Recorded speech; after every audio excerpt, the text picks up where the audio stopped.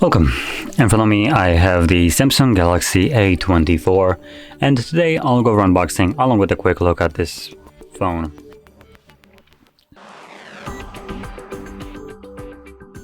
So, without further ado, let's just cut it into the box. I'll need to grab a little knife here. And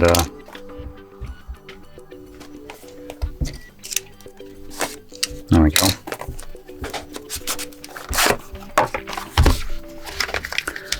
So in the box we just have some stickers, whatever. We have the device, and under the paperwork we do have a cable.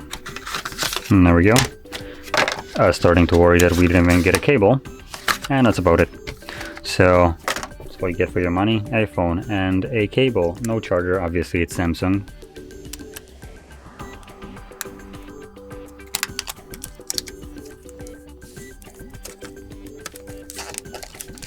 I think doing this will be a little bit easier than trying to unglue this. There we go. So let's boot it up. Now, this device was released in year 2023, April of 19th. And for a device released in this year, April, I have to say, it's not very appealing. The bottom chin of this device is absolutely humongous. So you can see the bezel of it. For current year, this is just absolutely atrocious, even for a budget device. But hey, it's Samsung. I guess I shouldn't expect too much from them. Now, I'm not going to go through the setup because it's Samsung, so it will require me to connect to Wi-Fi and reboot the device and all that stupid crap that I don't really care to do. So anyway, let's just flip it over and start off with the cameras, which the main sensor is a 50 megapixel wide sensor, then we got a 5 megapixel ultra wide, and a shit camera called 2 megapixel macro. Why they included it here? Only Samsung and their infinite wisdom will know. That 2 megapixel provides you with no benefit, literally zero benefit.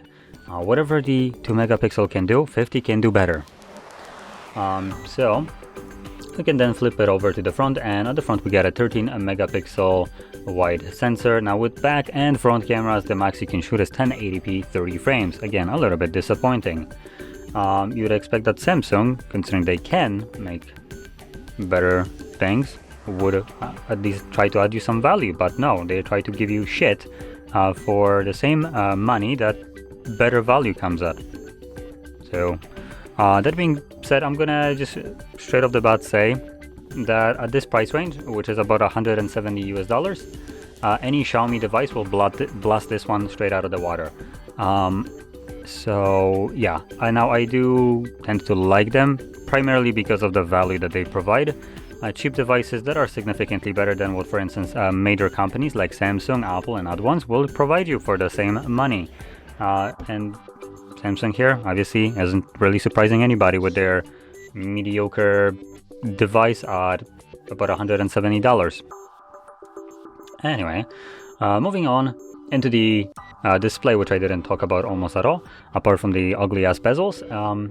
We have a 6.5 inch display, 1080p by 2340 pixels. It's a Super AMOLED display running 90 Hz refresh rate and a peak brightness of about 1000 nits. It also boasts 82.4% screen to body ratio with 396 pixels per inch. Now that being said, the display right here is actually one of the more standout features of this device. If Samsung would fail at that one, they would have dropped the ball really hard, as they are basically the kings in displays. So you would expect it to be the same case for at least the budget devices. So it is still a little bit lacking. There are devices nowadays, budget devices, that come with 120 Hz refresh rate. This is only boasting a 90 Hz, but it's still better than 60. So you'll have at least a little bit smoother motion on this device when scrolling up and down and doing any kind of tasks on it. And obviously the fact that it's a AMOLED display will give you these nice vibrant colors, super deep blacks, great contrast ratios, and it actually can get decently bright at 1000 nits. Now let's move over to the build quality. So We have a glass front, obviously to no surprise. We have plastic frame, obviously screen is budget, and you can see how, like, by looking at it, you can see kind of how cheap that looks. And then we also have a plastic back. Again, it looks tacky. At this point, this phone seems like it would be fitting, but for a device released like 3 years ago, at least the design aspect of it, then it would maybe be fitting. Nowadays, not so much. And keep in mind that the back is plastic, so it will get scratched up probably easily. So this weird rainbow looking thing that you have right here will start looking very bad, especially when it reflects light and you can see all the scratches on it. Now, one thing to also point out here that is actually a surprise is the fact that Samsung decided to include a headphone jack next to their Type-C port.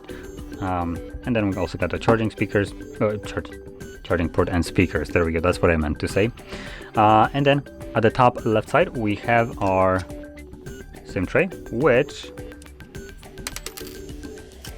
supports dual SIM card along with an SD card. So you can expand the storage past the default lowest storage spec that we get right here, which would be 128 gigabytes of RAM with 4 gigabytes of storage.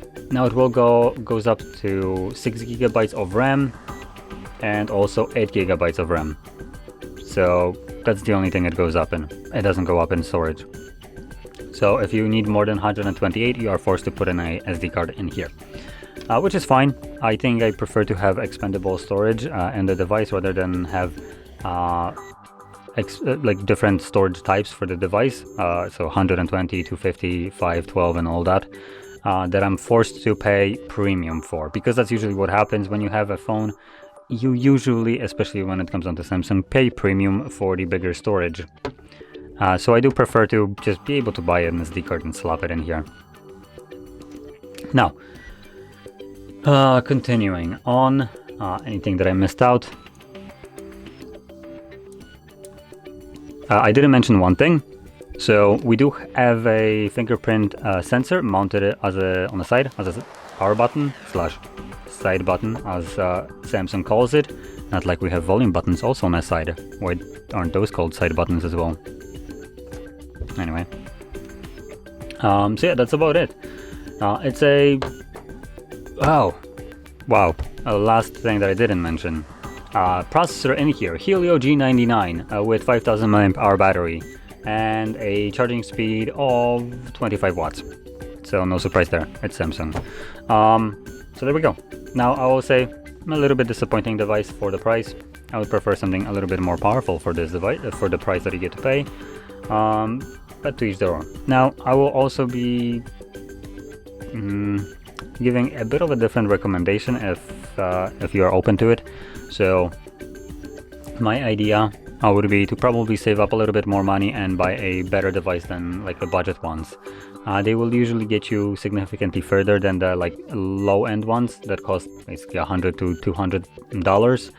These are basically the bare minimum. They will work, but they won't do anything super great, and using them won't feel as good. But by, for instance, saving up and spending something like $250, you'll basically be getting a significantly better device. Sorry for that. Significantly better device for the money that you get to pay. That will outperform this one. At the lower end, when you just add a little bit more money, it goes further than at the flagship end. So $1,000 to $1,200 doesn't make almost any difference. But $100 difference from like 150 to 250, that makes a decent difference there. That's one that you're gonna definitely feel and see. So I just wanted to point that out. And one of the probably key contenders that I would have for purchasing a more expensive device would be the Poco F5. It will be, I believe, a little bit more than $250, but believe me, it's also an older device now, being like a year old, I think, but it's better than this device in every single way, like hands down. There is no place where this phone can compete. So that's what I wanted to add.